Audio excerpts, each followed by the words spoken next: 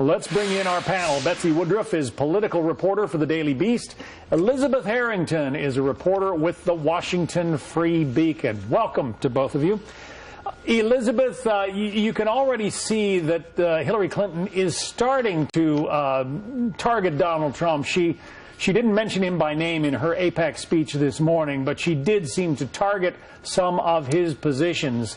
Is it going to be a Hillary versus Trump race from now on for her?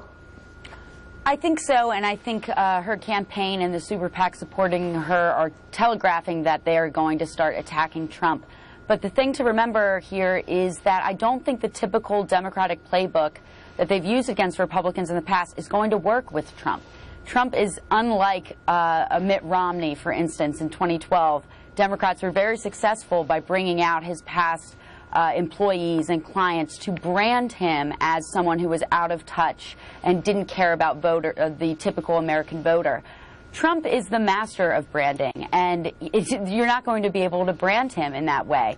Regardless of whether the true facts about some of his past business failures, that does not matter, because the Trump name is synonymous with success. And I think people are attracted to that because they want, if they're looking for an outsider who can shake things up in Washington, Trump already has the brand. Democrats like Hillary will not be able to brand him in another way. And in the meantime, Betsy, Hillary still has that pesky,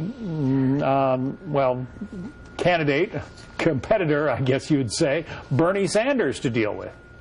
Absolutely, and what we're seeing is a protracted problem that he's created for the Clinton campaign. I remember all the way back in Iowa talking to college students who were caucusing for Bernie and them telling me they never wanted to support Hillary, that they loved their chosen candidate so much, they saw the contrast between him and her as so stark that they couldn't even get their heads around the idea of supporting Hillary if Bernie eventually dropped out. We cannot overstate the loyalty of these young Bernie supporters. So the reality is that Hillary, rather than going full anti-Trump, which she certainly would like to be doing, which would help her campaign right now, she can't do that. Instead, she's had to focus on this protracted, drawn-out, sort of slow bleed of Bernie Sanders' campaign. It's taking away time, taking away resources, taking away energy that she could have spent shifting to the general, and it's just important to bear in mind of how much of an impact Sanders' candidacy is going to have.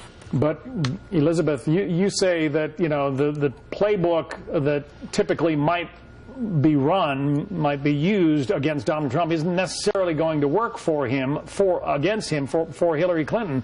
I mean, many of his Republican rivals have found that out to this point. Right, exactly. None of these attacks, the typical attacks, work. And Priorities USA, the super PAC supporting Clinton, is saying that they're going to attack Trump for his offensive comments. I mean, that plays into Trump's hand, because one of the biggest appeals he has is that he is politically incorrect.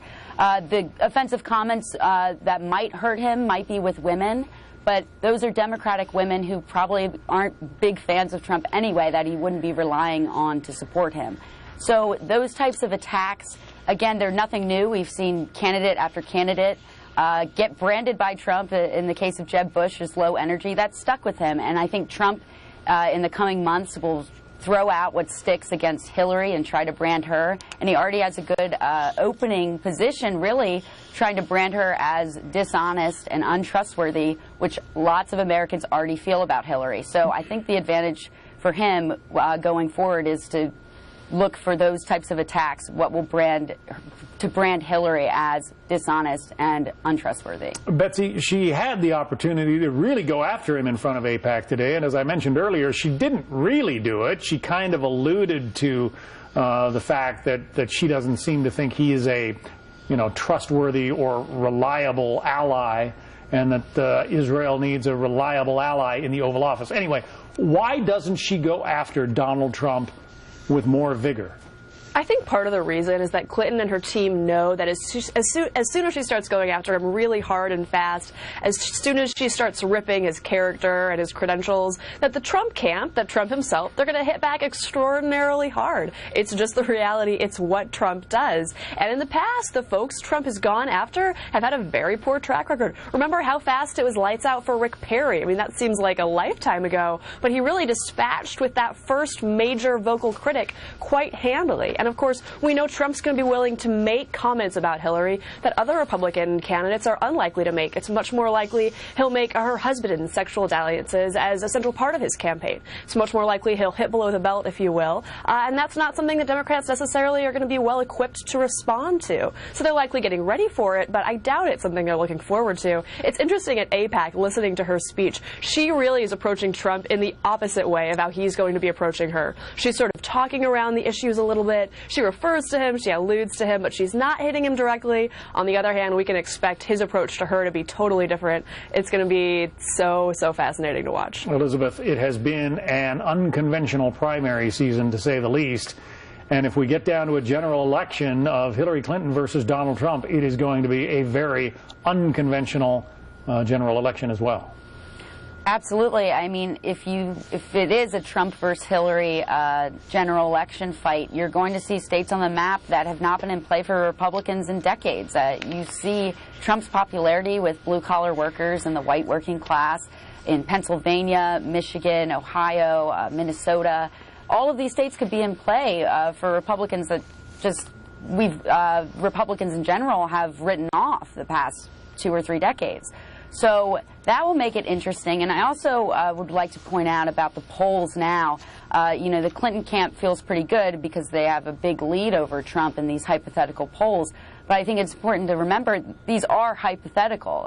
Voters now aren't looking at whether it's going to be, in fact, a Trump or Hillary campaign. And the fact that Trump is such an unconventional candidate, that he's appealing to disenfranchised voters from both parties, I think that those polls will tighten a lot if it is indeed a Trump versus Hillary general fight. Elizabeth Harrington from the Washington Free Beacon and Betsy Woodruff from the Daily Beast. Thank you both.